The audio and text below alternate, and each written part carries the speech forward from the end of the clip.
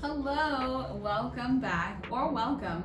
My name is Drea again. I'm the owner of Hidden Opulence Design House, and I'm here today to show you some quick tricks to maintain and extend the lifetime of garments that you have in your closet. So, in this tutorial, I'm going to be showing you 3 ways to mend a hole. First, we're going to mend a hole in an outdoor waterproof jacket. Second, we're going to darn.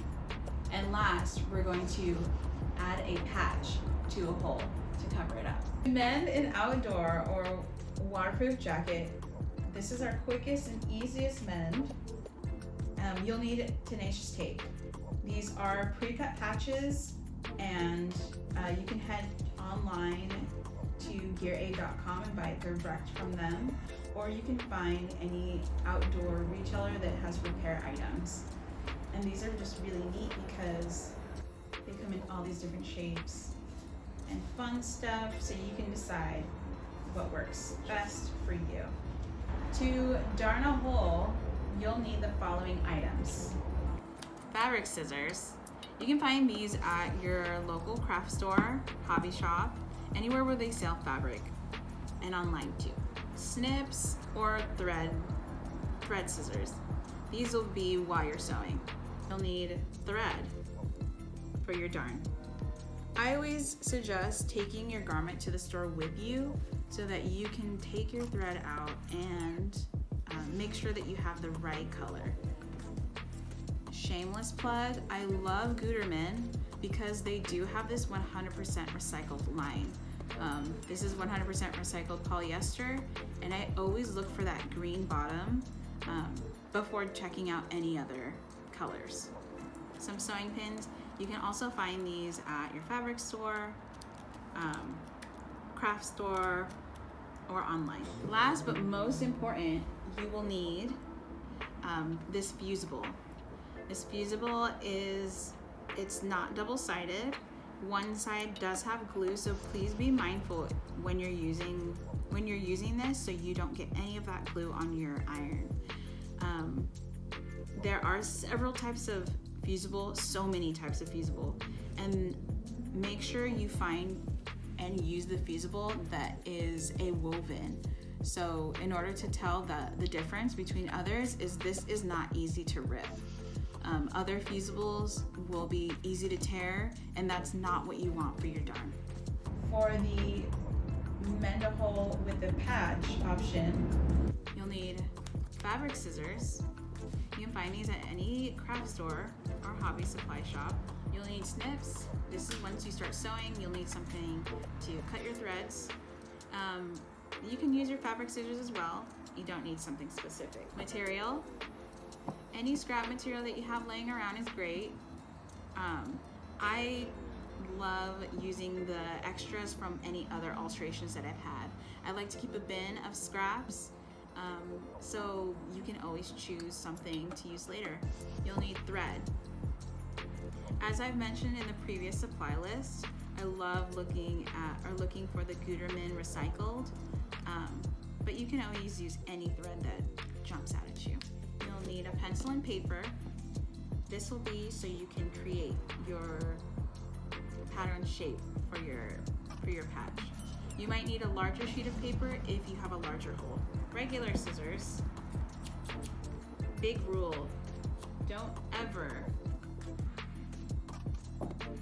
cut paper with fabric scissors. Don't do it. I beg you. If you are going to go with the route of mending a hole with darning or patching, for both of those things you will need a sewing machine, an iron, and a trusty ironing board. The first mend that we're going to take care of is the outdoor jacket. This is one of my favorite outdoor jackets that I have. I got it at a clothing swap. And it's starting to have some little holes and snags. The down is starting to come out. This was on a whim. I just stuck a sticker on it because the fluff is going everywhere. I'm gonna remove that sticker first, and then I'm gonna take my tenacious tape gear patches, and I'm gonna find one that I like most. They did put out a holiday series of them, and it had like Sasquatch and like a fir tree and squirrel, even some s'mores. And I'm gonna go ahead and use the moon because the moon's so whimsical. So all you have to do is make sure that this is already clean before you apply the patch. I'm just gonna lightly wipe down this area. After letting it dry, just make sure that you don't have any of this coming out. So I'm just gonna go ahead and stick a little pin and make sure that the down is not all exposed. So I'm gonna take my fave, which is the moon, super cute. And I do have kind of a crescent shape of littler holes beneath the big one. So I think it'll be just perfect. So I'm gonna peel it off. And then I'm going to place it over. So I'm just gonna make sure as I'm placing it that my fabric is nice and kind of stretched out. And then from there I'm gonna press.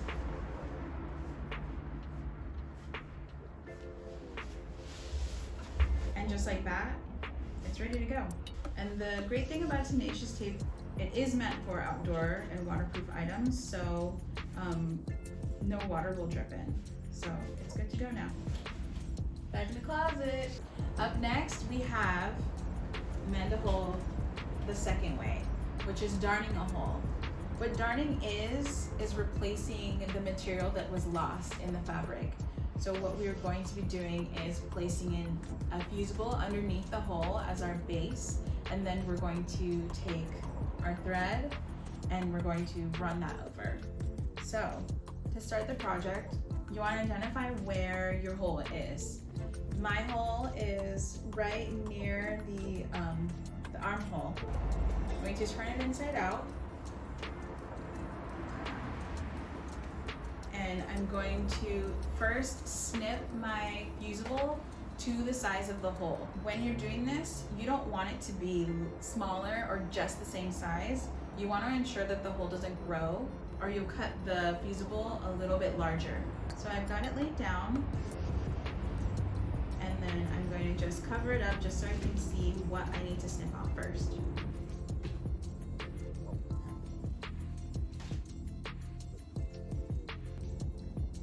So once that's placed, if you do have needles or pins around, this can help until you get it over to the ironing board. The fusible has, it's not double-sided, it's single-sided. So on one side, you will feel kind of texture, and the texture is the glue that binds it to the material.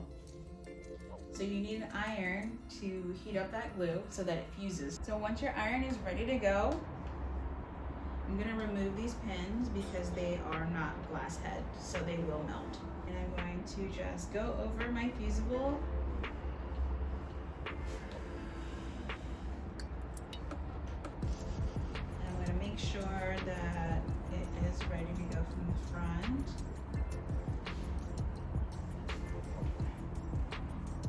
Looks good to me. So it's ready to jar with the machine. After you have your sewing machine set up, you will need it to machine darn the fusible that you just placed behind your hole. When you're darning, take into account what your material looks like already. So if that means that there's like a twill and it's kind of at an angle, then you'll darn at an angle. This shirt has a more, it's kind of heathered in a bit. It's acid wash, so it has different darks and lights in different places. So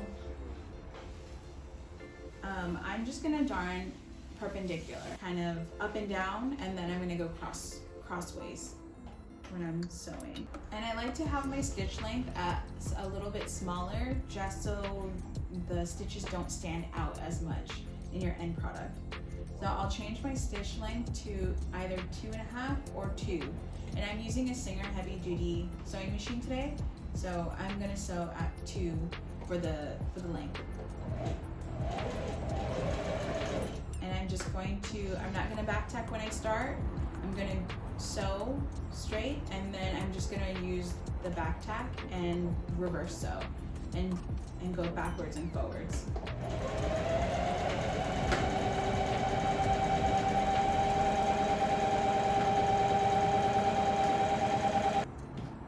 So I'm gonna take a look. I have gone backwards and forwards a few times, and I'm just gonna check out and see where I need more coverage. So I think it's looking pretty good. I may sew a little more, maybe 1/2 inch or 1/4 of an inch to the right and the left, just so it has full support.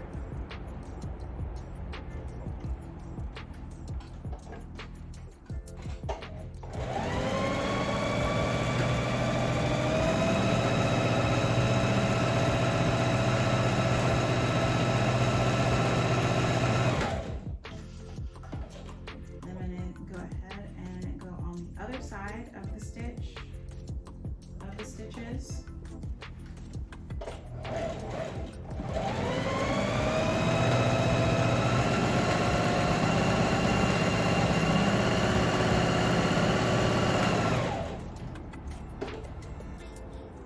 And while you're sewing, you want to do your best to make sure that the lines are parallel with each other, so that when you're at the end, it looks the least visible. Come to the end, and I'm just taking a look at it, and originally I was going to do some perpendicular stitches, but I actually think that it looks fine just the way it is. And that's oftentimes how sewing can be. You're editing in the process and making sure that you've achieved your full result. Sometimes you don't need to go any further. So I'm taking a look at it, and I think it looks fine. I don't need to add any more additional stitches. Looking at the back of the fusible, or the inside of the garment where the fusible was that I ironed down previously, I kind of undershot here a little bit, and what I'm gonna do is I'm just gonna lift that up a tad, and I'm just gonna snip it away. I've already achieved the whole closure, and I don't think there's anything else I need to do. I think it looks great, and I think it's ready to go. I can wear it again. So now we're on to our last way to mend a hole. We've made it. Jesus. So I've identified this hole in the yoke of this shirt, the back yoke of this shirt.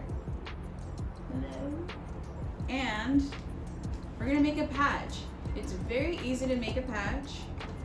You're gonna take your index card, a pencil, any marking tool is great. And I'm just gonna make a small pattern for a patch. So I'm going to probably first just identify the size. I probably need less than this.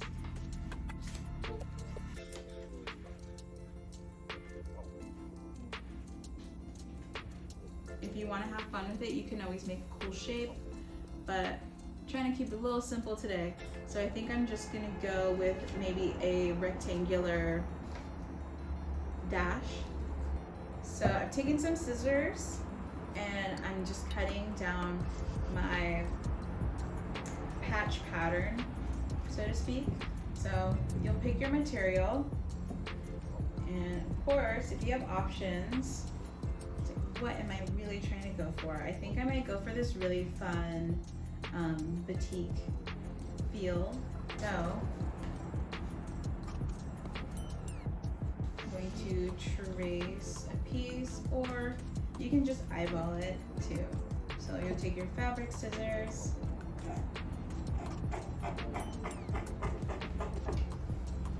and chop it.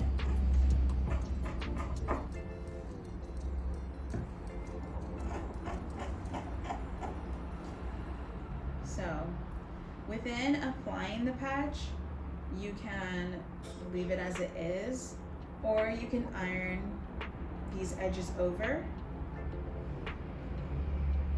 so that it's really nice and clean. Okay, so I'm ironing my little patch piece, just folding the edges over and just giving it a quick press.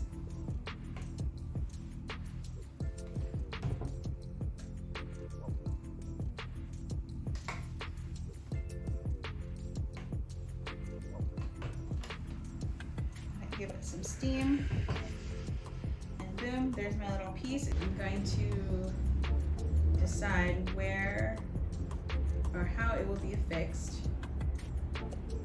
So I want it to be a little sideways, I want it to have a little energy, a little flavor. So I'm gonna get my pins just to secure it, so once I get to the sewing machine, it'll be easy peasy to get it on. So we are going to sew on the patch now.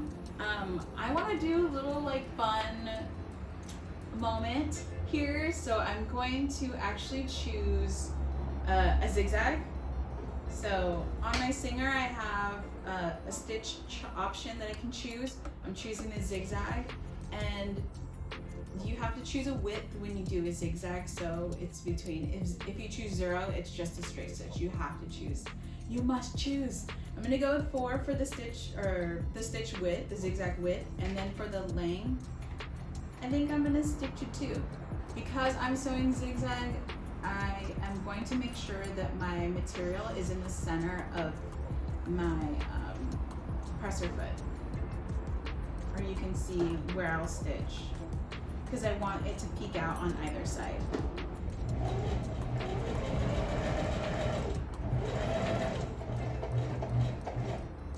So I am going to pick up my needle so that I can reposition where the zigzag goes.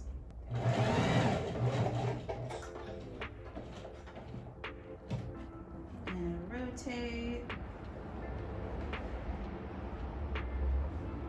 So if you're pivoting on a corner, always remember to leave the needle down. It'll make it much easier to pivot on your corner, so that you don't completely lose where your stitches are. I'm going to lift my needle up and reposition, falling off the edge. And then I'm going to meet my own zigzag stitches again. I'll back tack, and I'm all done here. I'm going to snip all my threads off first, and I think it's really easy for us to be a little harder on ourselves, that it wasn't straight, it wasn't perfect. That's really not the point. The point is that I'm gonna get to wear this again, and I'm gonna have so much fun remembering when I took this little moment to take care of my clothes. So there it is. Another garment saved that I can wear again. I really appreciate you, and I know your garments do too.